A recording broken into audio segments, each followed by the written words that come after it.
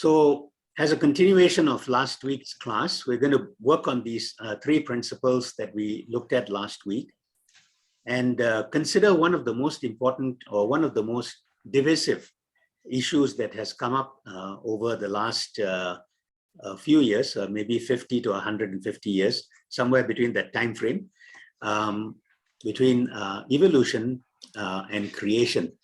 And it is a conundrum, right? It's a conundrum because it is the interpretive tool that we bring to scripture that is most important. So over this last maybe 50 to 150 years, there's been an intense conversation regarding the creation-evolution debate. But it is not where one might expect. If it is between, say, for example, the Christian community and the non-Christian community, you would expect that. Jesus said there's always going to be a pushback from the those who are not his sheep. If you look at John chapter 10, his sheep know his voice, his sheep understand what he says, but those who are not his sheep will not understand what he says. So we would think, oh, okay, that's where the debate should be. But surprisingly, or especially in the last 50 years, the debate has been within the Christian community, and that's becoming an issue. And so there are many outside who demand that Christians must embrace evolution in its various forms. And we talk about various forms because even though you may listen to the television and they say, well, evolution is a settled science, it is not. Even evolutionists are very divided in how they look at the evolutionary model.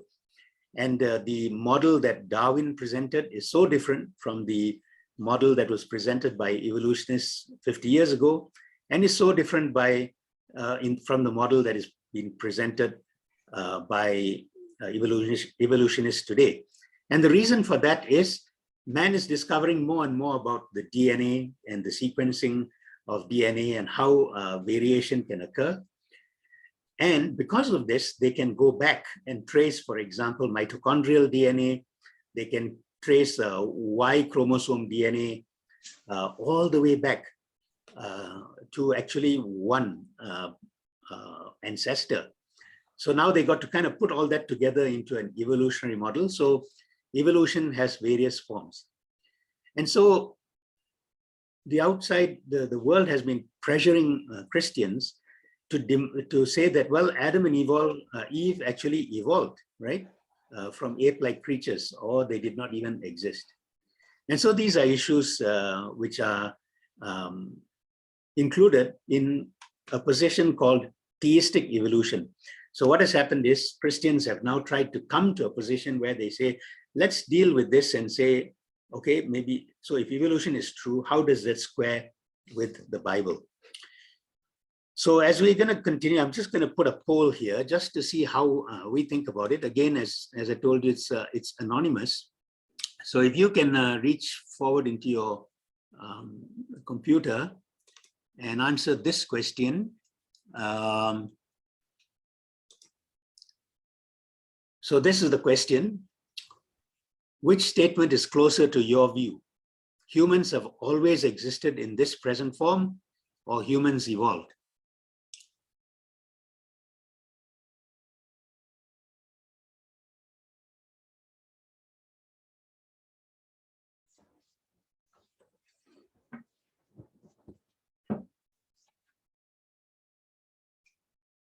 Okay, so I'll end the poll here because it's 100%. So every one of us, we are Christians, we go to church, we understand that God created us. So 100% say that humans always evolved in this, in our present form. But now I'm going to ask you the question in a slightly different way. And, you know, feel free to mark what you think, and we can discuss.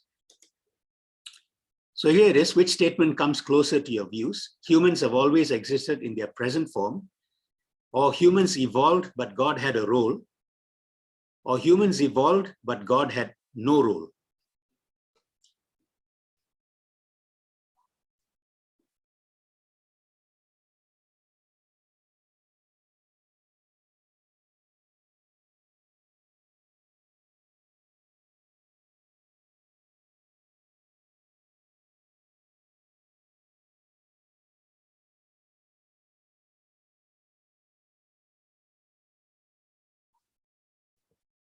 Okay, very good. So now you see there's a difference because of the way that the question is framed, right? I'm going to share the results here. So you will see that 70% of you said that humans have always existed in this form. That means God created pop like that. And 30% said that humans evolved, but God had a role. That means evolution happened, but God is the one that superintended the process. And you know, it's fine. I understand that Christians now have this divided view, and I'm not surprised that this is what we got as a result. But think about the first question. The first question said, human beings have always existed in the present form, or human beings evolved. In that sense, Christians can state clearly what they believe, that God created. But when it comes to how, then there's a difference. So that's why many evangelical Christians are becoming agnostic or concur with theistic evolution, as they feel it does not affect the core doctrines of the faith. When I look up the writings and read on those who would say that human beings evolved, but God had a hand in it, the main argument they make is, why not? Because if science has proven, and it's settled science, that evolution occurred, then why not God superintend the whole process? And why do we need to think of God creating just like that in a 6-day creation?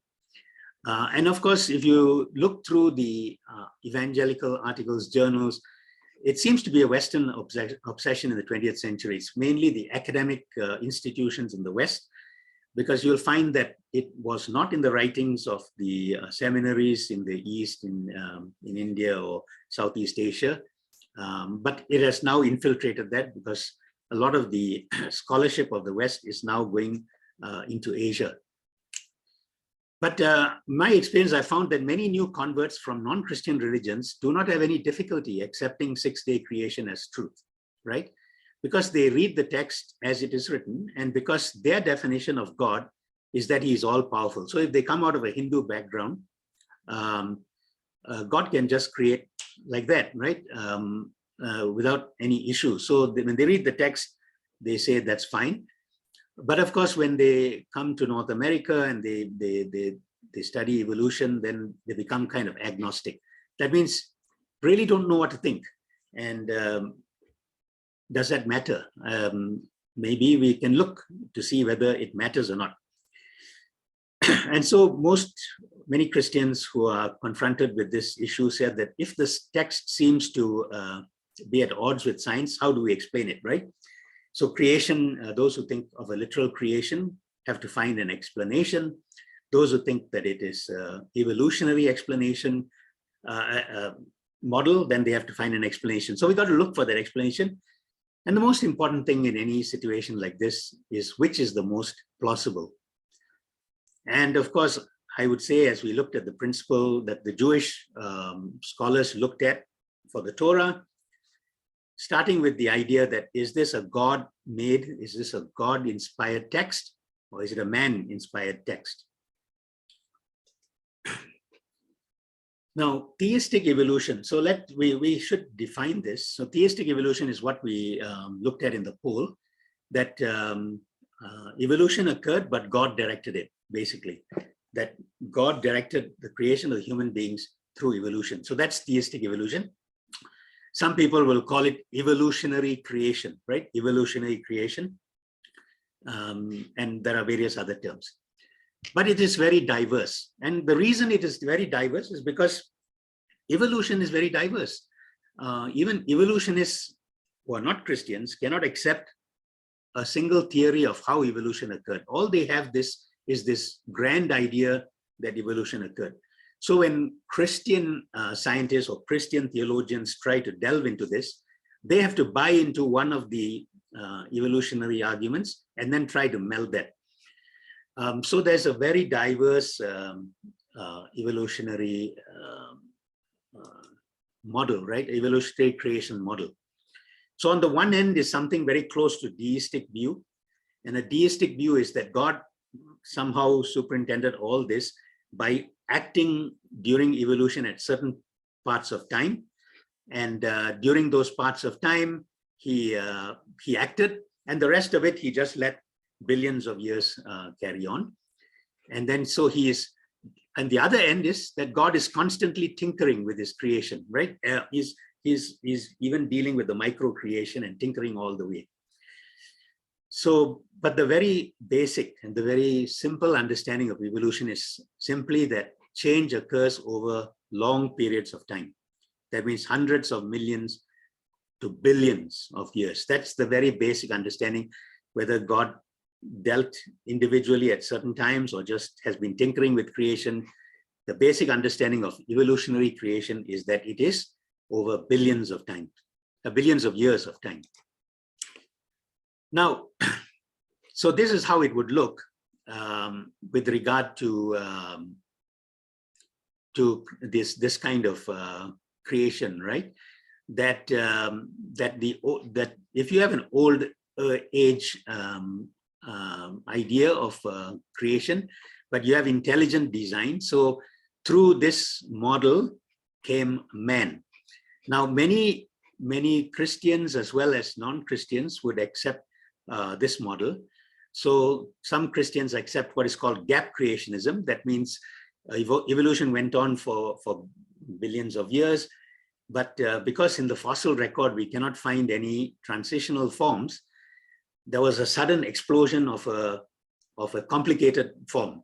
So how can we explain that? Oh, okay. So God left it alone for billions of years. Then he acted suddenly with a creative activity, and there was suddenly a complicated organism. And that's why we see that in the fossil record. And then there's another gap. And so that's called a gap creationism. The other one is day-age creationism, which some Christians have accepted, where they interpret Genesis 1, where each day and night, instead of being clearly stated that on the first day, this was the first day and the first night of creation, they say, well, it actually meant billions of years. So at some point, God decided that the first day and night was that billions of years. Then the second day and night was the second billions of years, and so on and so forth. And during each of those billions of years, which God designated as the first day, the second day, the third day, he had an explosion of creation. Some Christians hold to progressive creationism. That means, well, it's all blurred. There's no like specific day, but God just created all the way, right? And of course, the position of theistic evolution, which just says that God created through evolution, mechanism we can leave to you and think about. And of course, there are many people who just don't believe in God, and they say, evolution happened by random chance, and therefore there is no God who superintended this. It just happened by random chance. So the whole premise is that the earth is old, and when you have the earth that is old, you can hold any of these positions. You can have some intelligent design for some of it. You can have no intelligent design just by random chance, but basically old earth, right? Old earth. All these positions require that the earth be old. So let's look at, and I think we'll finish with this so that we can look at two prominent schools of theistic evolution taught today in the Christian circles. Now, don't want to cast aspersions on anyone. Everyone is a sincere Christian trying their best. So we have on two sides, right? We have what we would call literal creationists, six-day creationists or young earth creationists, and we have old earth creationists. So as I mentioned in that picture here, old earth creationists are those who will accept that the earth is very old, all right? So that's basically it. Old earth creationists are those who will accept that the earth is very old. Young earth creationists here would accept that the earth is young. It was created 6,000 years ago by God, by his word, and so they hold that position. We'll talk about that later. But old earth creationists accept the secular model that the earth is old, and so they try to blend that with the Bible. Now, there are two big organizations run by two different individuals who have quite a prominent, how would we say, influence in the theistic evolution community. So one is Hugh Ross. He's an astrophysicist from Canada. He runs an organization called Reasons to Believe. It is an apologetic organization, and his whole idea is that he wants to help people understand that Bible and science are not contradictory to each other. So a laudable idea. But the other one is Biologos. Francis Collins, as you know, is an American medical doctor who served in a very high capacity in North America. He was also involved during the COVID epidemic as in the National Institute of Health. In a way, contemporary of Fauci, whom everybody loves to love or loves to hate. But anyway, and he runs an organization called Biologos. So they have two different ideas of this old age creationism. So I thought we will just go into their website and grab what they actually say. Now, in the Biologos website, they actually say this, right? Despite their large differences, young earth creation, old earth creation, and intelligent design deny some aspect of modern science. So they start from the premise that whatever you believe about the Bible, whatever you read there, you're going to deny some aspect of modern science.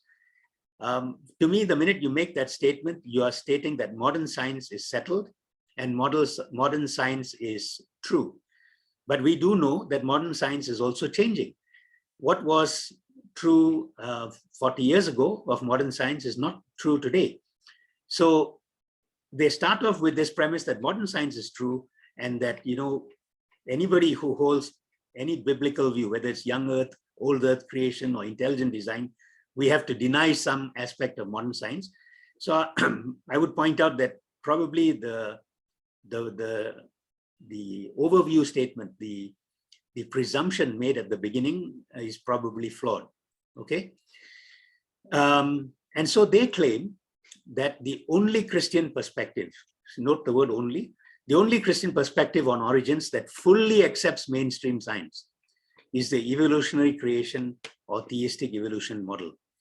So you would see that, you know, when you did the poll, you notice that 70% of you said that we existed in this form right off the bat.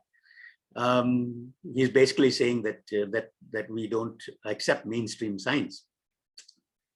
Now, so he's saying that now, so this view, which is their view, evolutionary creation or theistic evolution, holds that science is not an enemy to be fought, but rather a means of understanding some of the mechanisms God has used to bring about biodiversity on the earth.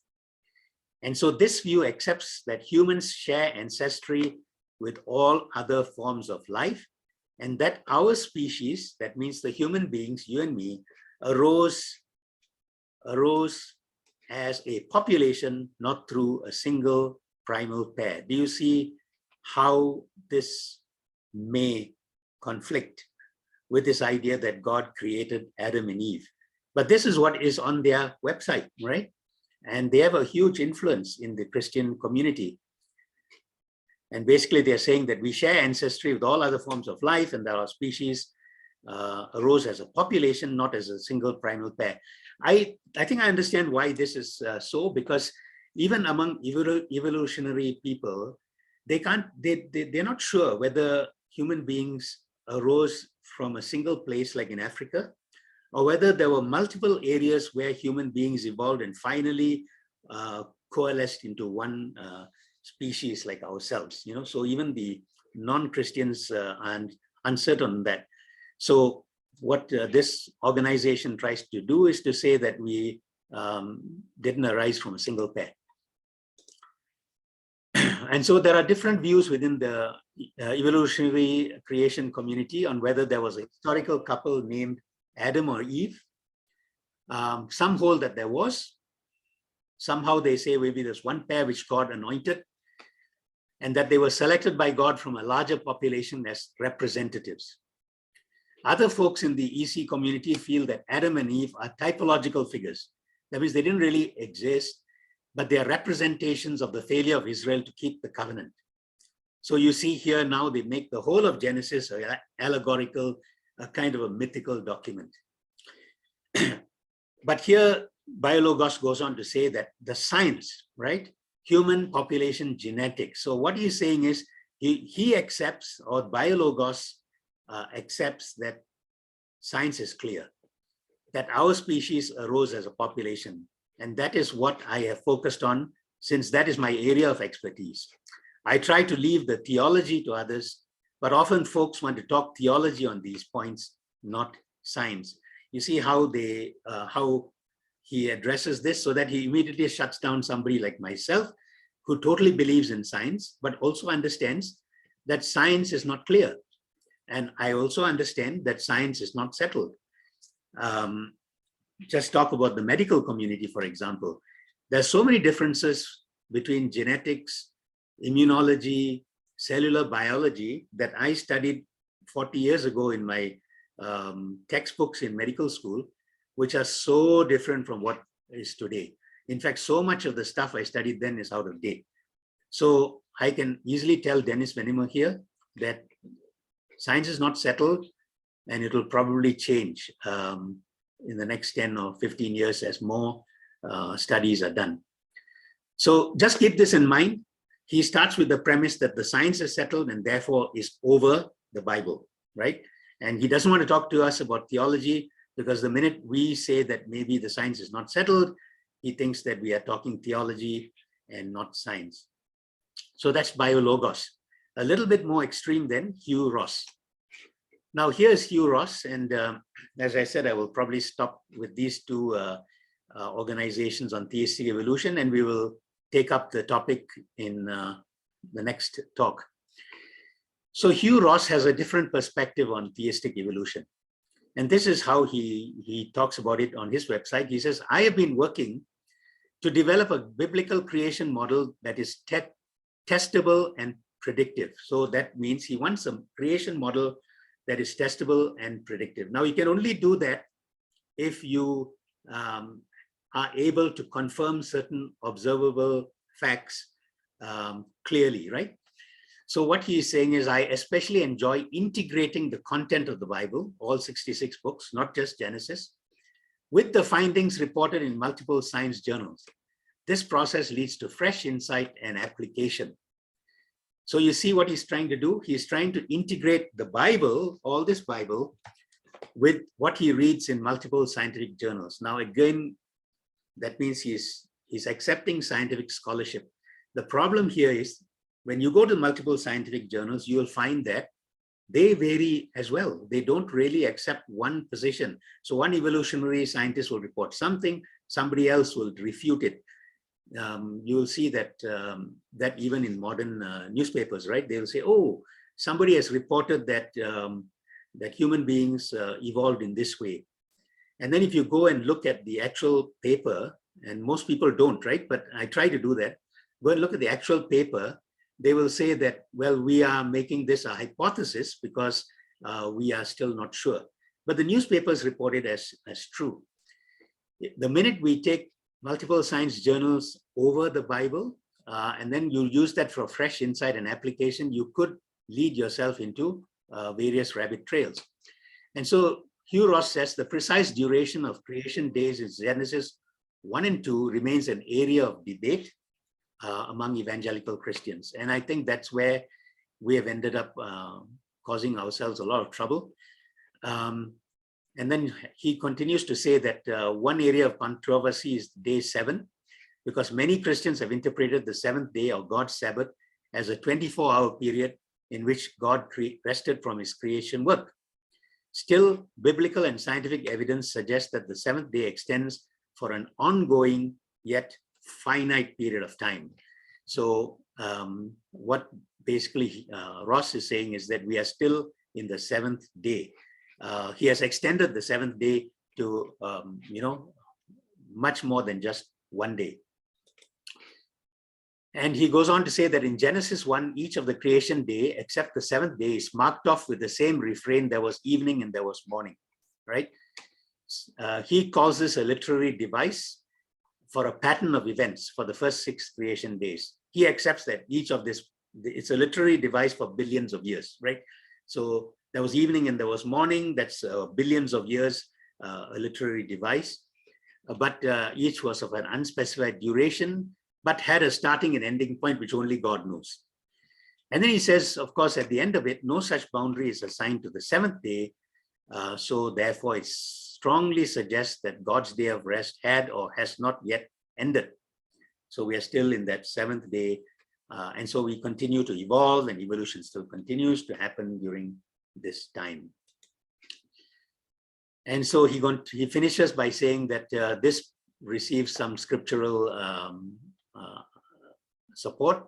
And I ask you to go and read that for yourself. But he says it's from an earthly perspective, right? So we got to remember that when you interpret these things, you got to interpret in context. In the book of Hebrews chapter 4, this is why there's been some issues, right? In evangelical and reformers, the reformers said that this Sabbath rest is now Jesus Christ. Sabbath rest is not a day. It's a Sabbath rest because Jesus fulfilled the Sabbath. He is Lord of the Sabbath. And so that would be our understanding of the seventh day. But from the understanding of the theistic evolutionists, they have to say that this seventh day is continuing. It's not just in Jesus. It is a period of time that has not ended until Jesus comes again. So I would like to stop here before going into a response to these arguments, which comes from answers in Genesis. I would like to suggest that if you have the time and the energy to go and look BioLogos website, read their articles, go to Reasons to Believe, read the articles, but read them based on their presupposition. What is their statement from where they are reading the rest of Scripture? And then, of course, you can go to Answers in Genesis, which gives a response or tries to answer these from a literal creation perspective. And Answers in Genesis is not the only organization. There are others. There's the Creation Research Society. You can go to their website. You can go to the website of Institute for Creation Research. They are older organizations which started with people like Henry Morris from the 60s. So there have been scientists, geologists who have been explaining the young Earth model long before Answers in Genesis, though Answers in Genesis is the more recent, more well-known one, run by Ken Ham, and they are the ones who have the Ark Encounter and the Creation Research Museum in Kentucky. So in 2 or 3 weeks' time, when we do our next session, we will go into the response. And I'm hoping that you can read up on this before we go into our next session.